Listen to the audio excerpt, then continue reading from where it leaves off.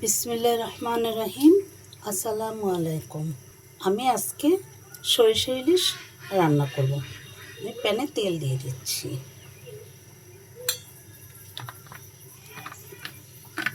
আমি হলুদ দিয়ে মাছ মেখে রেখেছি, হালকা হলুদ দেব যেহেতু সরিষা ইলিশ।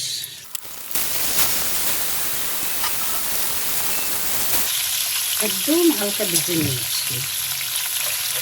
আমি এটা এভাবেই করি, এক একজনে এক এক রকম করে, ভিন্নতা আছে। আমি মাছগুলো তুলে নিচ্ছি।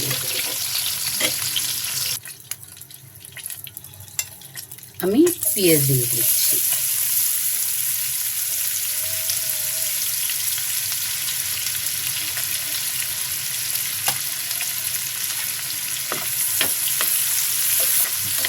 এটা যখন সোনালি রঙের হয়ে আসবে, বেরেস্তাটা গোল্ডেন কালার হবে, তখন আমি মাছ দিয়ে দেব।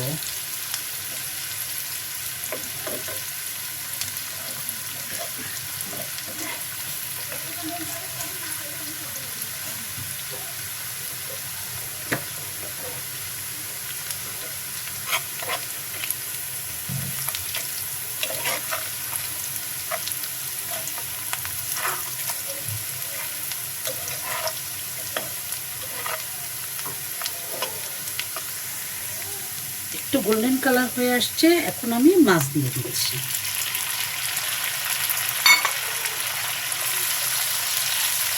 পেঁয়াজ ভাজির উপরে মাছ দিয়ে দিচ্ছি। মাছটা যখন ভাজি করবেন প্রথম, সেটা একদম হালকা ভাজি করবেন, তাহলে কালারটা সুন্দর আসে।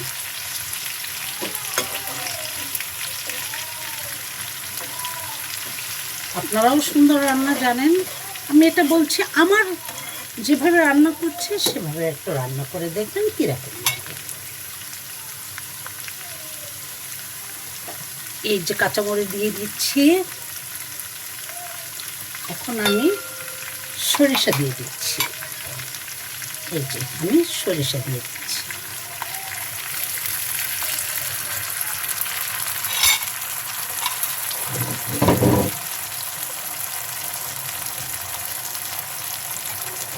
বাটিটা ধুয়ে দিলাম।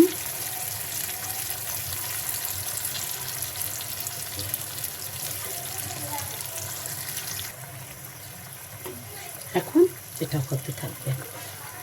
কাঁচা ঝাল দিয়ে দিয়েছি।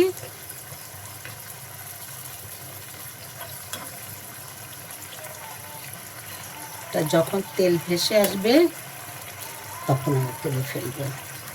আর আমি কিন্তু, আপনারা কিভাবে খান, এক এক দেশে এক এক রকম খায়, আমি কিন্তু এটাই কোনো আদা রসুন বাটা দিয়ে নিই, তাহলে ইলিশ মাছের সে ফ্লেভার, স্বাদ কিছুই আসবে না।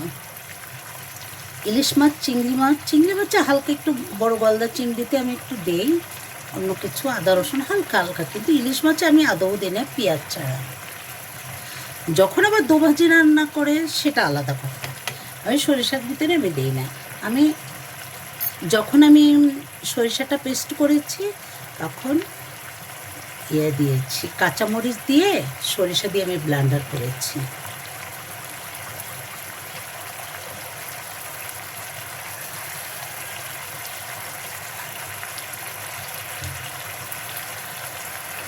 এখন আমি কাঁচা পেঁয়াজটা দিয়ে দেব।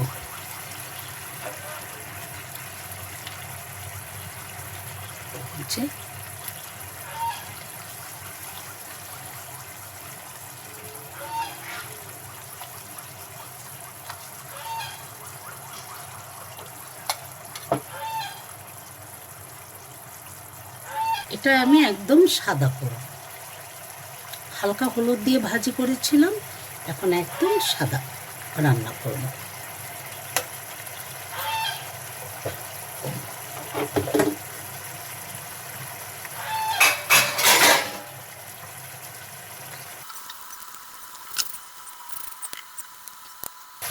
পেঁয়াজটা একটু কাঁচা উপরে দিলে না, খাওয়ার বেলায় খুবই টেস্ট আসে।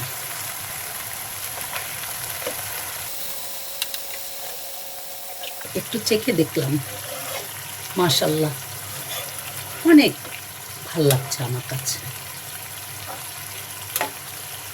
এই রান্না এভাবে করবেন, দেখবেন আপনারা তো আপনাদের মতোই করেন, আমার মতো এভাবে এভাবে একটু রান্না করে দেখবেন কীরকম লাগবে, দেখে আমাকে একটু জানাবেন, দেখবেন অনেক চমৎকার লাগে। এই যে তেলটা ভেসে আসছে, একটু পরেই তুলে ফেলবো। এখন একটু ঢেকে রেখে দিলেই হয়ে যাবে, এটা বসে যাবে রান্নাটা, তখন তেলটা উঠে আসবে একদম। এই যে তেলটা উঠছে, আমার মেয়ে, ছেলের বউ এরা খুব পছন্দ এই রেসিপিটা।